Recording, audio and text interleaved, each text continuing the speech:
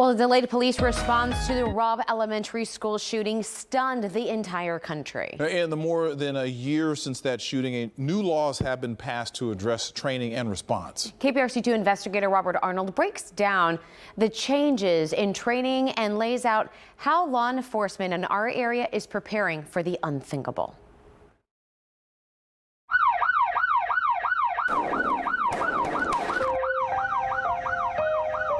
The murders at Robb Elementary School laid bare critical gaps in police training. There's no excuse for a 77-minute delay. Everybody knows that. Bill Rivera is president of the Texas School District Police Chiefs Association.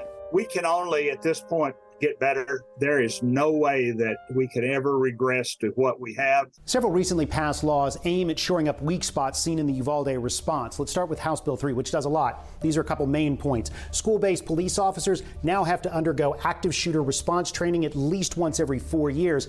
And there has to be regular safety and emergency response meetings, including schools in rural counties.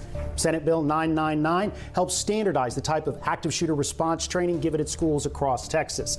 You have Senate Bill 1852, which adds 16 hours of active shooter response to the basic peace officer training course, and it also requires every cop in Texas to get an additional 16 hours of this training every 2 years as part of their continuing education. Go, go, go! Any agency to come out and help us, any agency available. Uvalde also showed us training isn't enough. Someone has to take charge of the crush of law enforcement that responds. We need to identify who's coming, what their capabilities are, what their response time is. Mike Matranga is a retired Secret Service agent and former head of Texas City ISD's security. We need to set aside our egos and our personalities and understand that, listen, if you can't get to an active shooting event within a 5-minute time period, then you become a secondary responder. Matranga's company, M6 Global, now works with school districts to develop safety and security plans.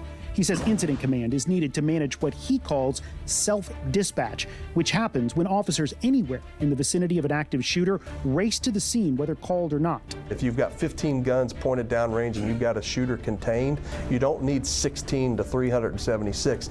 Those individuals need to be helping and assisting, providing secondary response. We know we got to stop the killing, but then we got to stop the dying portion of it. Chris Wells is the active attack coordinator for the Harris County Sheriff's Office. His position was created after Uvalde. You have hundreds of cops coming, hundreds of firemen coming, and we got to figure out how to control them. Wells says this effort is twofold. One, the Sheriff's Office is ramping up training events that include several agencies and school districts. Our scenarios are not us at the Sheriff's Office. We know we can't fix the problem by ourselves. The next part is making sure everyone from the street to the top brass is getting incident management training. We empower our deputies, whether it's the guy that's been on the streets for a week or the supervisor out there that's been there for 10, 15 years, to take control of that scene very, very quickly. Houston police say this incident management training is also now going down to the sergeant level. HPD Assistant Chief Thomas Harden is over Homeland Security and says a new level of training has also been added, training that involves what happens after a shooter is stopped. What do you do with injured parties? What do you do with setting up a command post?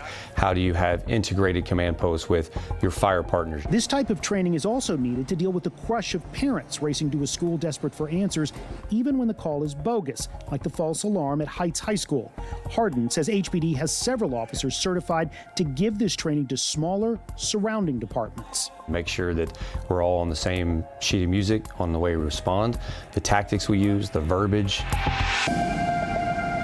Houston is unique in that there are dozens of law enforcement agencies in our area, but 67% of Texas is made up of counties with populations under 350,000. In these areas, House Bill 3 now requires the sheriff of the county to hold semi-annual meetings to discuss who and how a response to a school shooting would be handled. This is to hopefully avoid what we saw in Uvalde, where dozens of agencies showed up, but none had trained together or discussed a coordinated response.